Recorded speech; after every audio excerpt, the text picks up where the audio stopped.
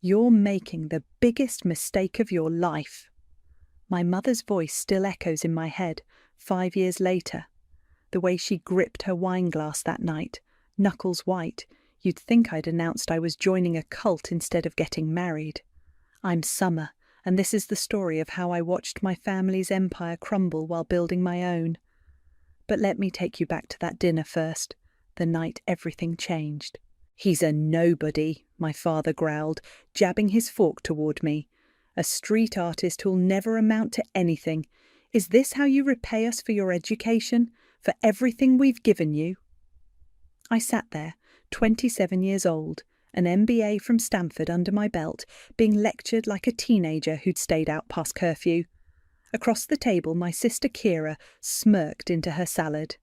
Her husband Owen reached for the bread basket, trying to look anywhere but at me. "Kylan sells his paintings," I said quietly. "He's talented. He just needs—" "Needs what?" Kira cut in. "A miracle? God, Summer, I thought you were smarter than this. Owen's firm is hiring in accounting. You could—" "I'm not breaking up with him." My voice was steady, even as my hands shook under the table. "I'm marrying him. I love him." My mother set down her glass with a sharp clink. "Love doesn't pay bills, darling. Look at your sister. She married sensibly, a proper match." "I don't want a proper match," I said. "I want Kylan." "Then you want nothing to do with this family." My father's words fell like stones. "No trust fund, no connections, no help. You're choosing this vagrant over your future."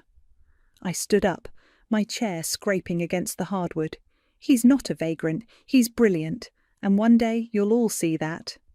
"The only thing we'll see," Kira drawled, "is you crawling back when you're tired of eating ramen in a studio apartment." I left without another word. That was the last time I sat at their table. 5 years later, I'm sitting in my own kitchen, sipping coffee and reading an email that just popped up. From Kira, the first contact in years. "Dear Summer, I hope this finds you well. It's been too long, and I've been thinking about family lately. Would you like to meet for coffee? Just sisters, catching up. I miss you." I almost laugh out loud.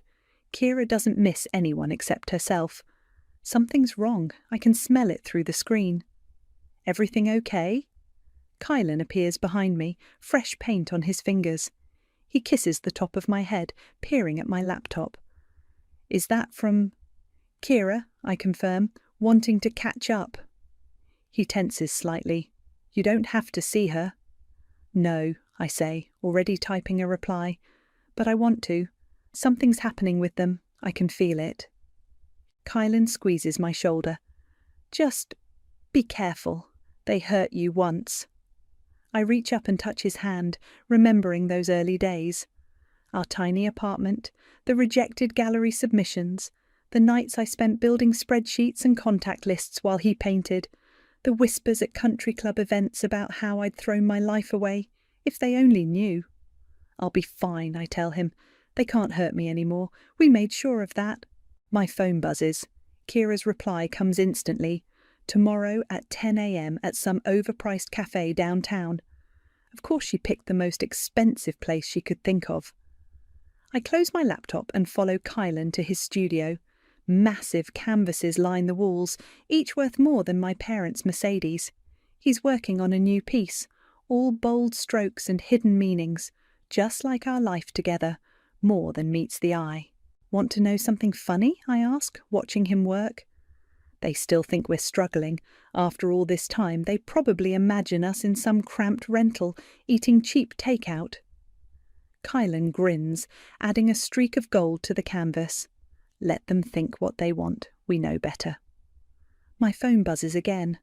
This time it's Elisa, our gallery director. "Major collector interested in the Blue series, offering 7 figures. Call me." I smile, typing a quick response. Then I reply to Kira. "See you tomorrow, sis." Let her think I'm desperate for family connection. Let her think I'm still the foolish little sister who threw everything away for love. Tomorrow, I'll find out what's really going on, but for now, I have an empire to run. The cafe Kira chose screams old money, all crystal chandeliers and white tablecloths. I arrive early, wearing my struggling artist's wife costume, simple sweater, minimal makeup, no designer labels. The hostess eyes me suspiciously until I mention my sister's name. "Oh, Mrs. Phillips's table, right this way." I spot Kira immediately. She's thinner than I remember, her perfectly highlighted hair unable to hide the stress lines around her eyes. She stands to air-kiss my cheek, designer perfume overwhelming. "Summer, darling, you look healthy." Translation: "You look poor but well-fed."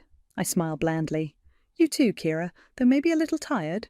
A flicker of something, anger, worry, crosses her face before she masks it.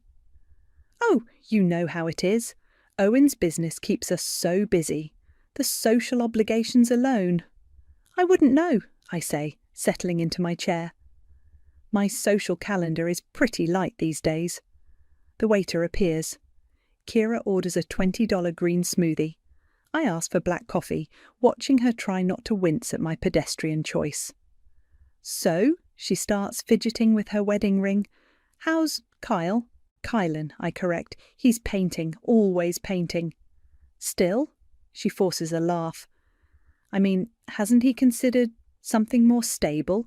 Owen's firm is always—" "He's doing fine," I cut in. "We're doing fine." My phone buzzes. It's Elisa. "Dubai collector offering stupid money for the entire red collection. Call me." I silence the phone as Kira leans forward, dropping her voice.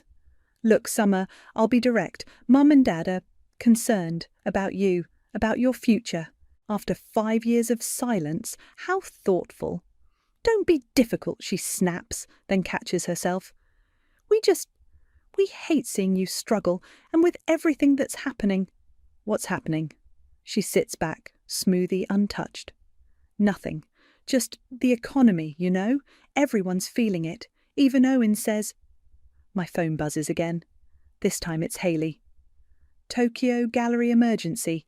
Need approval for shipping insurance. 12 months SIM value." "Sorry," I murmur, typing a quick response. "Work stuff." "Oh, where are you working these days?" "Just admin work for an art gallery." Kira's eyes light up with pity. "Oh, sweetie, is that what it's come to? You had such potential." I think back to those early days. Kylan painting in our tiny living room while I worked 3 jobs. Nights spent cold-calling galleries, building websites, networking with art critics. The first big sale. How we celebrated with cheap champagne, dreaming of more. "We all make choices," I say simply. "Yes, well, about choices." Kira's voice turns syrupy sweet.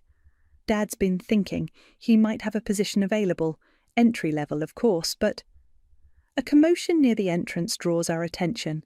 A woman in expensive yoga wear is arguing with the hostess, her voice carrying. "What do you mean my card was declined? Do you know who I am? Call my husband's office."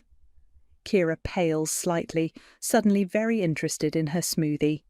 "Everything okay?" I ask innocently. "Fine, everything's fine." She fumbles with her phone.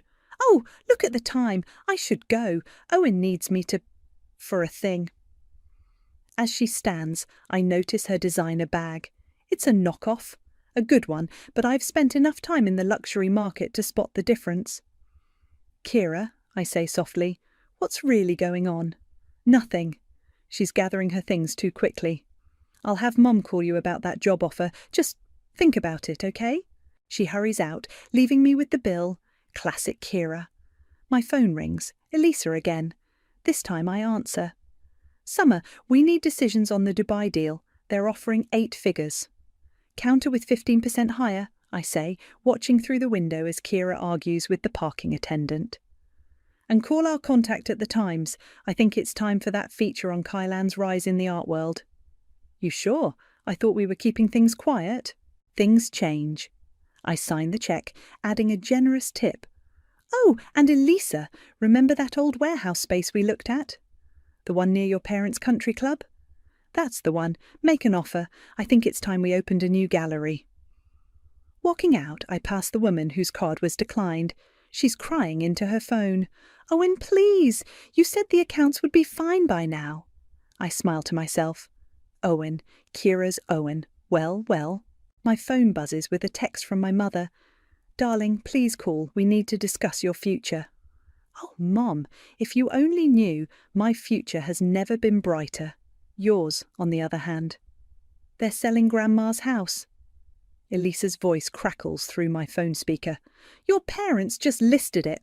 I freeze in the middle of reviewing contracts. What? It hit the market an hour ago. Urgent sale, way under market value. Want me to send the listing? My grandmother's Victorian mansion, the heart of our family for generations, the place where I learned to walk, where Kylan proposed, where I last saw my family whole. Now just another asset to liquidate. Send it, I say, my throat tight, and get me everything you can on Owen's company. An hour later, Hayley drops a thick folder on my desk. Owen's firm is underwater, multiple SEC investigations, frozen accounts, the works. They're trying to keep it quiet, but nothing stays quiet forever. I flip through the documents, each page revealing another crack in my family's perfect facade.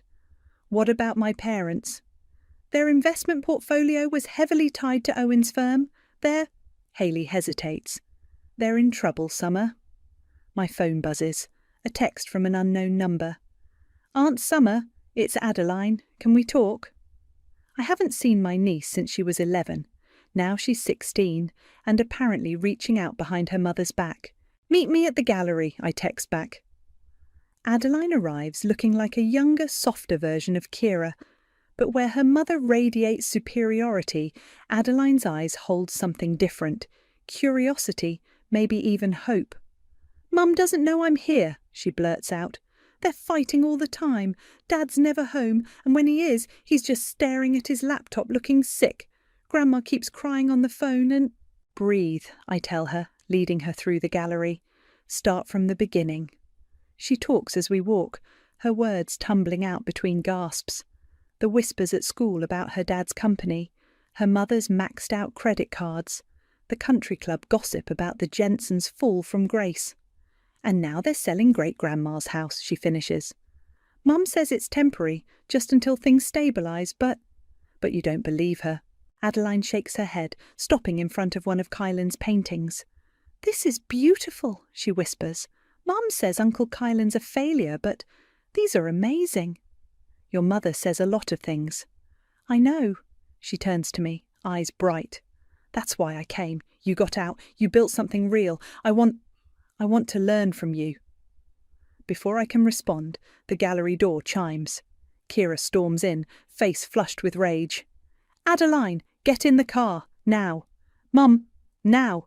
Adeline shoots me an apologetic look before scurrying out. Kira rounds on me, all pretense of sisterly affection gone. Stay away from my daughter.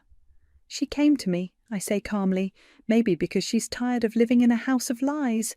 Lies? Kira laughs hysterically. You want to talk about lies? How about you, playing at being a gallery administrator while your husband wastes his life on finger paintings? I walk to my office, Kira following like a heat-seeking missile. Speaking of lies, I say, how's Owen's firm doing? She stops cold. What? And Mum and Dad's investments? Grandma's house? I turn, meeting her eyes. The country club membership you can't afford anymore? You! Her face contorts. You've been digging, enjoying our problems, aren't you? Little Summer, finally feeling superior. No, Kira, I'm just wondering why you're here, really here. She deflates slightly, sinking into a chair. We need help, she whispers. Just until Owen's deals come through. A small loan, your husband. His art must bring in something. My husband's finger paintings? I can't help the edge in my voice. The ones you've mocked for years. I was wrong, okay? Tears smear her expensive mascara. Is that what you want to hear? We're desperate. Mum and Dad are losing everything. Owen's facing. He might go to... She breaks off, sobbing. I should feel vindicated.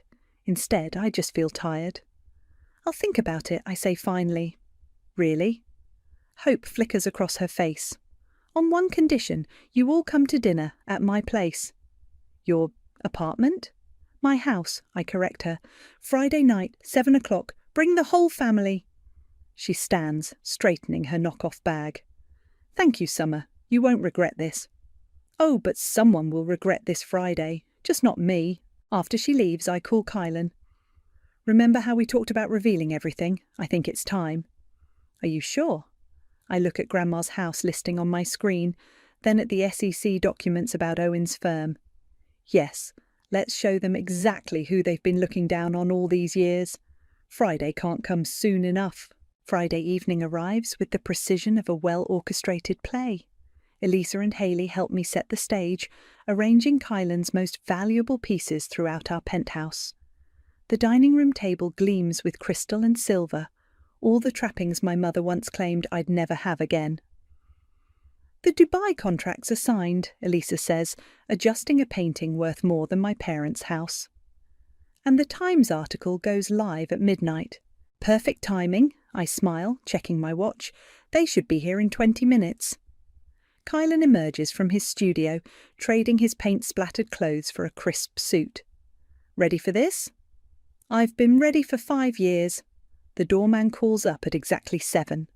I watch through the security feed as my family clusters in the private elevator, their expressions shifting from disdain to confusion as it rises past the 20th floor. The doors open, and I savour their first reactions. My mother's sharp intake of breath, my father's narrowed eyes, Kira's mouth falling open, Owen's visible gulp. "Welcome," I say warmly. "Please come in." They shuffle into our foyer, trying to hide their shock at the marble floors, the soaring ceilings, the casual display of wealth they thought we'd never achieve. "This is—" my mother starts, then stops. "You live here?" "Oh, yes," I guide them through to the living room. "Drink. We have that Bordeaux you used to love, Mum." "How—" Owen's eyes dart around, lingering on each painting. "This building, these units cost a fortune," I finish for him. "Yes, they do." Adeline breaks away from her parents, moving to examine a massive canvas. "Uncle Kylan, did you paint all these?" "Everyone," he says quietly. "They're incredible," she breathes. "They're worth nothing," Kira snaps, but her voice wavers. "Right?" I pour the wine, letting the silence stretch. Finally, my father clears his throat. "Summer, about that loan—" "Of course," I gesture to the dining room. "Let's discuss it over dinner." They follow me like dazed sheep, taking their seats around the table. Our private chef serves the first course. My mother's eyes widen at the caviar. "So," I begin casually, "how much do you need?" Owen shifts uncomfortably. Two million would tide us over until—" "Until what?" I ask. "Until your Ponzi scheme recovers?" He chokes on his wine. "How did you—" "No." I pull out my tablet. "The SEC investigation is quite thorough. Would you like to see it?" "Now see here," my father starts, but I cut him off. "Or should we discuss the margin calls on your accounts, the foreclosure notices, Grandma's house?" "Summer," my mother pleads, "we're family." "Family?" I laugh. "Now we're family. Not when you cut me off. Not when you spread rumours about my poor life choices." "We were protecting you," Kira bursts out. "That's what families do." "No," I stand, pressing a button on my phone. The far wall lights up with a projection. Financial statements, bank accounts, property deeds. This is what families do. They support each other, build each other up, not tear each other down. They stare at the numbers, millions, tens of millions, all under Kylan's name and mine. "That's impossible," Owen whispers. "Is it?" I swipe to the next screen. Press coverage, gallery openings, auction results. "While you were all pitying us, we built an empire. Every painting you mocked. Collectors fight over them now." "But—" my father's face is ashen. "You said you were just a gallery administrator." "I'm the CEO," I correct him, "of all of it. The galleries, the auctions, the international sales. Every piece of art Kylan creates, I turn into gold." Silence falls. Even Kira seems speechless. "So yes," I continue, sitting back down. "I could loan you 2 million. I could save Grandma's house. I could fix everything you broke." Hope flickers across their faces. "But I won't." "What?" My mother gasps. Actions have consequences, I say softly. You taught me that, remember, when you cut me off? Summer, please. Kira reaches for my hand. I pull away. The Times is running a feature at midnight. Art World's Power. Couple reveals all. Your social circle will know everything by breakfast. You can't, my father growls. I already have. I raise my glass. To family. Adeline suddenly laughs, a bright, genuine sound. You're amazing, Aunt Summer. Adeline, Kira snaps. No, Mom, they are amazing. While you were all looking down on them, they were building something real. I look at my niece with new appreciation. Would you like to intern at the gallery this summer, Adeline? She will not, Kira stands, grabbing Adeline's arm. Actually, Adeline pulls free. I will. I want to learn from someone who creates value, not just spends it. The look on Kira's face is worth every struggle of the past 5 years. Dinner isn't over, but the real feast, revenge, is just beginning to be served. The rest of dinner unravels like a badly knit sweater. My mother alternates between tears and attempts at manipulation. My father's face grows redder with each sip of the wine he can no longer afford. Owen stares at his phone, watching his company's reputation implode in real time as the Times article goes live early. This is a mistake, Kira hisses, gripping her water glass. You're destroying this family. No, I reply calmly. You did that yourselves. I'm just refusing to fix it. After everything we did for you, my mother starts. Everything you did for me? I set down my fork. Let's talk about what you did for me.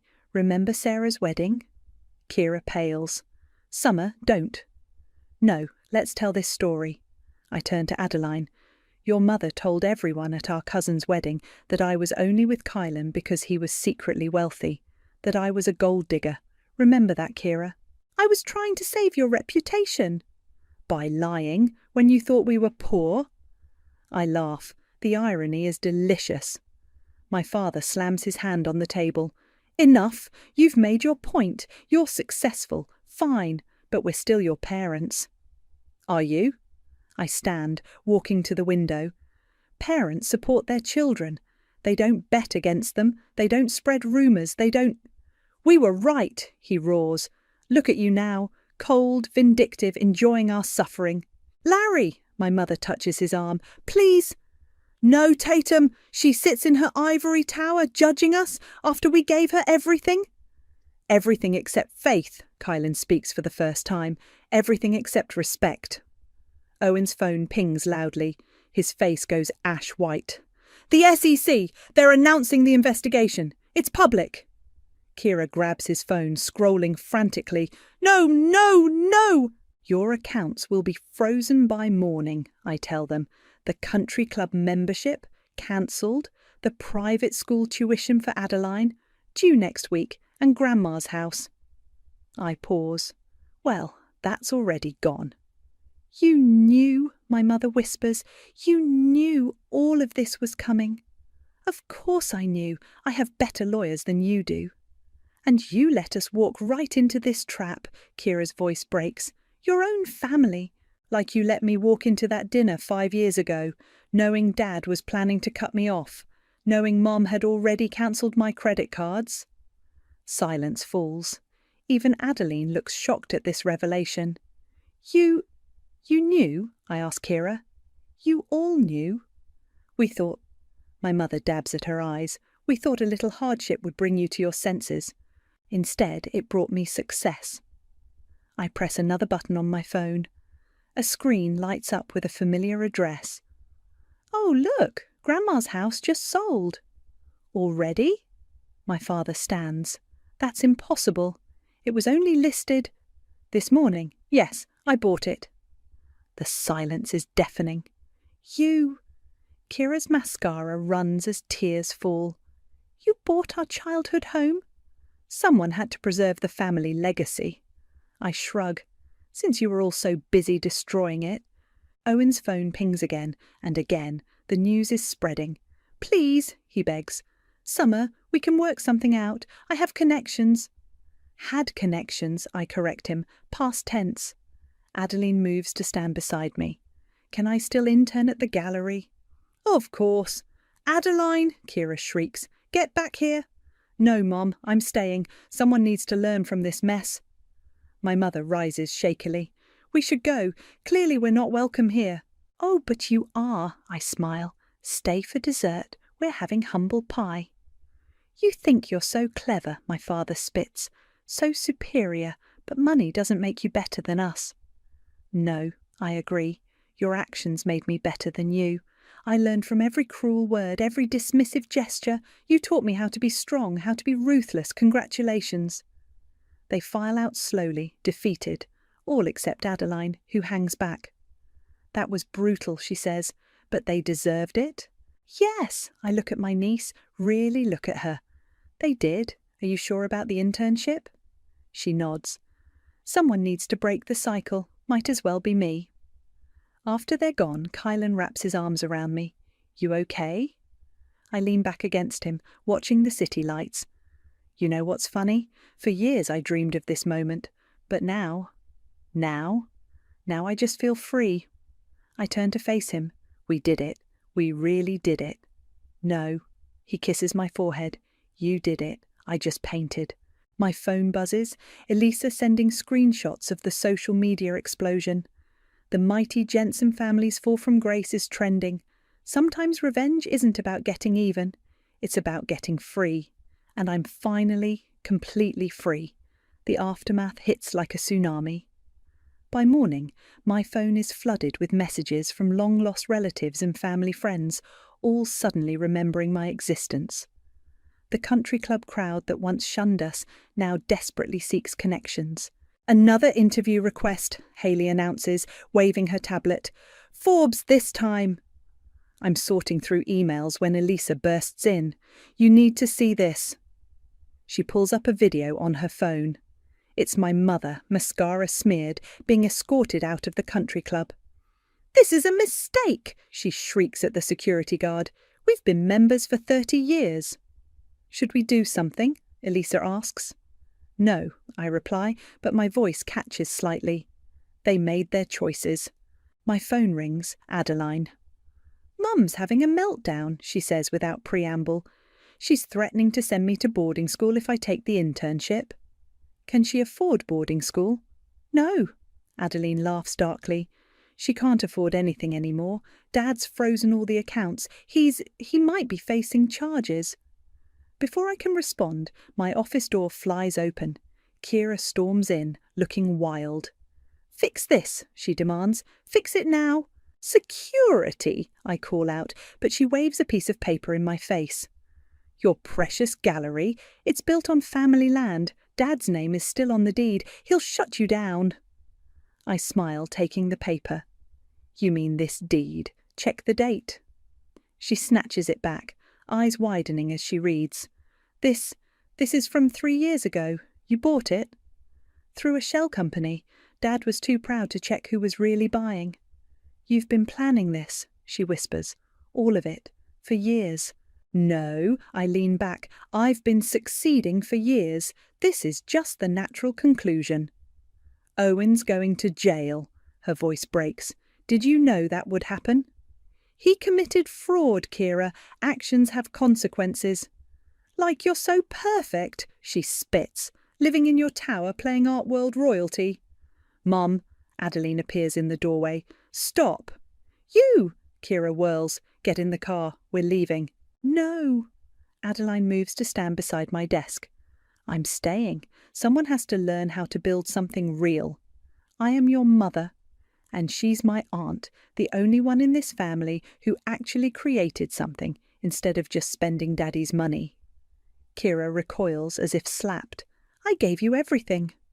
You gave me things, Adeline corrects. Aunt Summer's giving me knowledge. My phone buzzes. Kylan sending a photo. He's at Grandma's house overseeing repairs. Keeping the old girl in the family, his message reads. The house. Kira sees the photo. You're really keeping it? Someone should. It's where I learned my most important lesson after all. What lesson? That family isn't about blood or money. It's about who stands by you when you have neither. Tears stream down Kira's face. We were trying to protect you. No, I stand. You were trying to control me. There's a difference. And now you're controlling us, taking everything. I'm not taking anything. Your husband's crimes, Dad's bad investments, your overspending. You did this to yourselves. Security finally arrives, but I wave them off. Kira slumps into a chair, defeated. What do you want? She whispers. Money? Public apology? What will make you help us? Nothing, I reply softly, because this isn't about revenge anymore. It's about consequences. We're your family. No, Adeline cuts in. You're her relatives. Kylan is her family. The people who believed in her, they're her family. You're just DNA. Kira stands slowly, dignity in tatters. You've won, Summer. Congratulations. I hope it was worth it. It wasn't about winning, I tell her, retreating back. It was about surviving. You just never thought I could do both. After she's gone, Adeline perches on my desk. That was intense. Welcome to the art world, intern. First lesson. Every masterpiece has dark shadows. My phone rings again, the Times wanting a follow-up interview.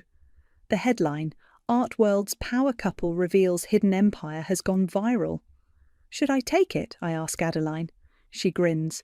Absolutely. Show them what real success looks like. I answer the call, watching through my office window as Kira's car pulls away. In the reflection, I see myself. Not the family failure, not the poor artist's wife, but the woman who built an empire from their discarded dreams. Yes, I tell the reporter, I have quite a story to tell. Because sometimes the best revenge isn't just success. It's success they have to watch, powerless to deny or destroy. And I'm just getting started. A week later, I'm standing in Grandma's house, my house now, running my fingers along the familiar banister. Kylan's team has already started restoration work, bringing life back to the old walls. My phone hasn't stopped buzzing since the Times article. Owen's arrest made national news. My parents have fled to their lake house, hiding from reporters. Kira's social media has gone dark.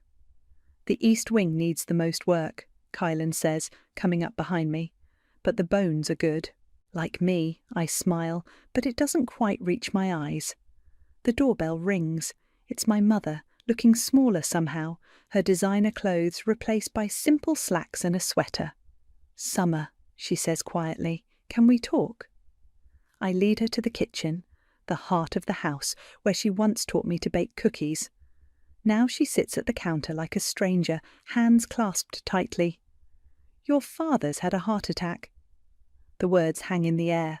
I grip the counter. He's stable, she continues, but he's asking for you. Why? Because you won. Her laugh is hollow. Everything we built, everything we thought we were protecting, it's gone, and you built something bigger. I didn't want to win, Mum. I wanted you to love me anyway. I did love you, she bursts out. I loved you enough to try to save you from struggle, from hardship. No, I cut her off. You loved your idea of me, the perfect daughter who'd marry rich and live your kind of life. You never loved who I actually was. And who are you? She whispers. Someone who chose love over money, who built something real instead of living on appearances. Who learned that the hardship you feared was actually the foundation of everything good in my life? She wipes her eyes. Your father, he wanted to tell you he's proud, finally proud. Too late. Is it? She reaches for her purse, pulls out an old photo. It's me at 5, covered in paint, beaming at the camera. You always were the artist. I was just too blind to see it. The front door opens. Adeline arrives for her first day of internship. She freezes when she sees my mother. Should I come back?